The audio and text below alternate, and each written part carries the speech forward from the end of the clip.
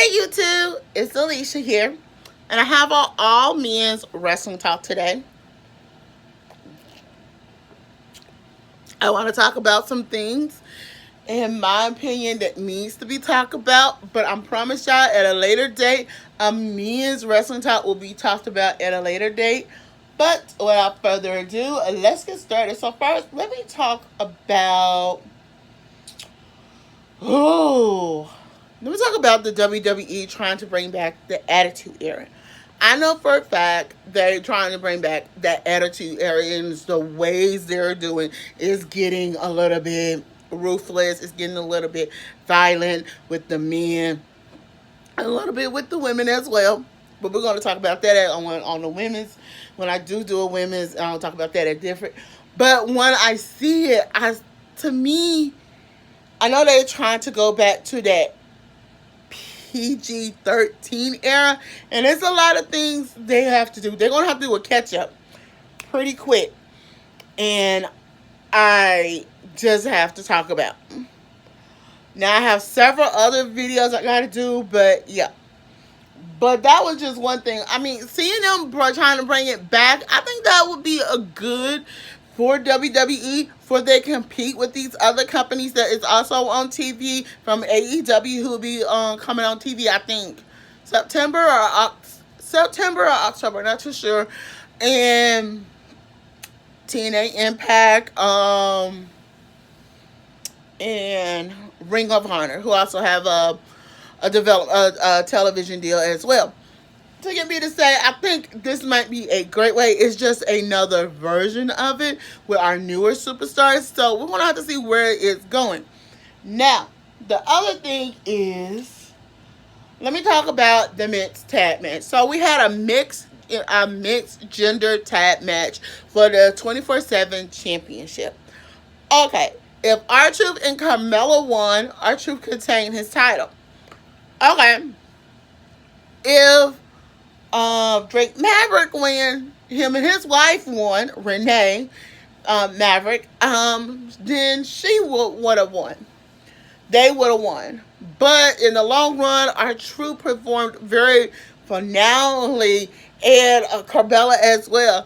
But R-Truth ended up losing that title belt, but I would not be too surprised. See, now what's going on with that goes on into the women's part, so I would get on to that at a later date. But yeah, so that's going on with that. Now let me start with Dolph Ziggler. Hold on. Alright, Dolph Ziggler, the disrespect he did to Shawn Michaels the other week, last Tuesday night. Miz had him on True TV, had on Miz TV on SmackDown, and thing. Alright. They were just just being their self, usual self. And what happened? Y'all, what happened? Then none other the following. That Dolph Ziggler do the Sweet Chin music to Shawn Michaels. That's not saying that he condones it, but Miz go do something about it. And it's not, these legends are not taking your win. You're not giving the effort. And I feel like Dolph Ziggler's career is winding down. It's time for him to go. It's time for him to leave WWE and have better endeavor. You got to have people in this company that cares about the wrestling industry.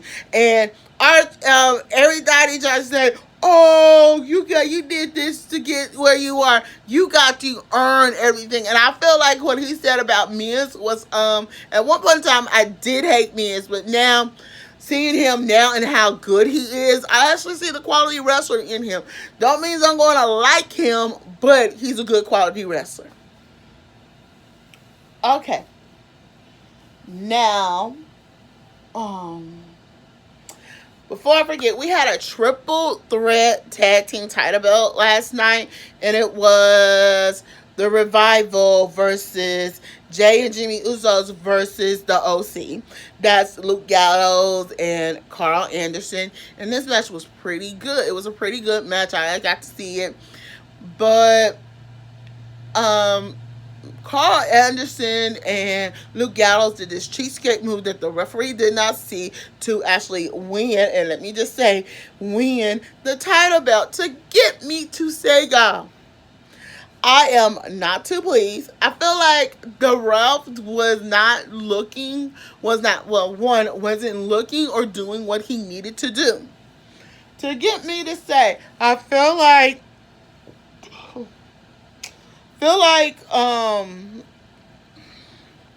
the Usos was closing in on another win, but it was a lot of cheating going on, so we're gonna have to see where this goes.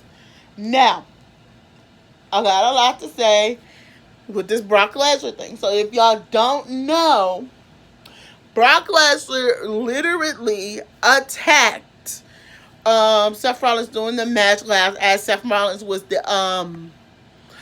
offending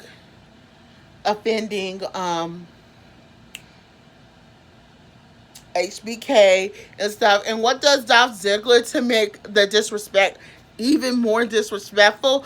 Play Shawn Michaels music and come out dressed up as Shawn Michaels. To me, that was wayly a disrespect. I mean, I can't believe WWE would allow this. I just feel like that's wrong. If you want to wrestle, take this as a high road of you getting opportunities. But no, you did a disrespect. So that's how I feel about that. And then Brock Lesnar comes out and attacks Seth Rollins, making sure he has a chance of beating him at Survivor Series. To me, I'm going to say this.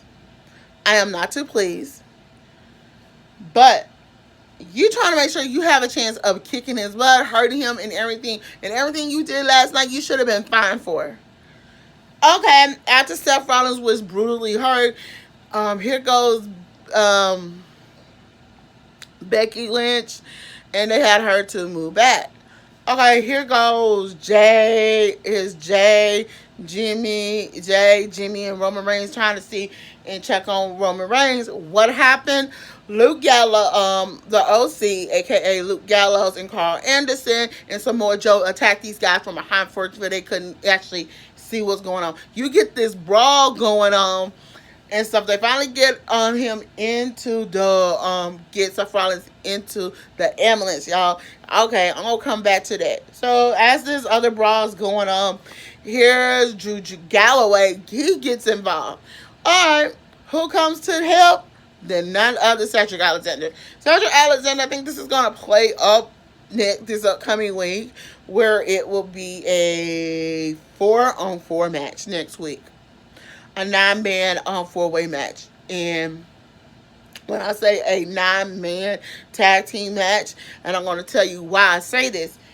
Okay, Samoa Joe thought he could have an upper hand up against Roman Reigns. Nah, bro. Nah, If you don't know how to be respectful, yeah, two Samoans, you know how this go. We're gonna fight, to settle the score. I mean, one thing about it, you don't talk about Roman Reigns' family, and you think you're gonna get away with it. Yeah, you might be Samoan too, but do you have family in there? No, I guarantee you. And I'm gonna tell y'all the one thing I want to see, and give me a minute, I will give it to you. All right.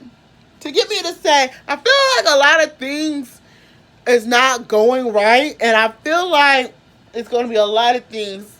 Now, I just talked about Brock Lesnar, what he did to Seth Rollins, and I don't think that attack from Brock Lesnar on Seth Rollins was called for, and you know that's a lot to do with Vince McMahon and Paul Heyman.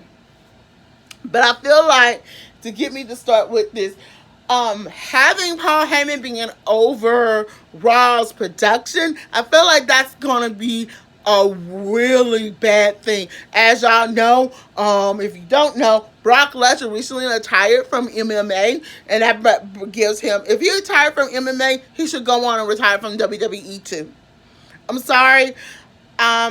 This is a guy I cannot stand. He thinks every time he competes for titles, he goes for the top title, and that's the Universal title. He don't think Vince McMahon don't think anybody else deserves it. Oh yeah, I got a lot to say about Vince McMahon because I got a Titus O'Neil video coming up soon.